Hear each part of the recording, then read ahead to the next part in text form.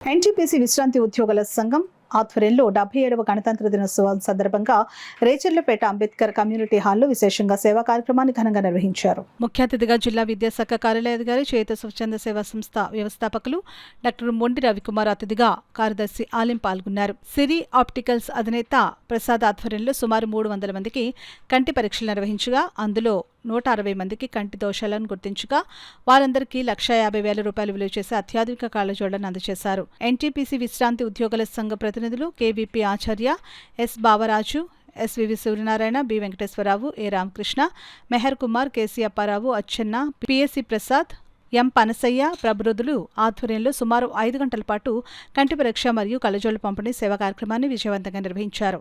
అనంతరం సుమారు 10,000 రూపాయలు విలువ చేసే మోటార్తో కలిపి కుట్టు మిషన్ను మహిళకు అందజేశారు. 77 గణతంత్ర దినోత్సవాన్ని పురస్కరించుకొని 154 మందికి కంటి అద్దాలు కంటి పరీక్షలు నిర్వహించి ఉచితంగా ప్రొవైడ్ చేశాము. ఒకరికి కుట్టు మిషన్ను కూడా సమకూర్చున్నాము. మా సేవా కార్యక్రమంలో భాగంగా ఇప్పటి వరకు 15 సేవా కార్యక్రమాలు నిర్వహించినాము. ఇదంతయు మా ఎన్టీపీసీ విశ్రాంతి ఉద్యోగుల సహాయ సహకారంతో చేయగలిగినాము.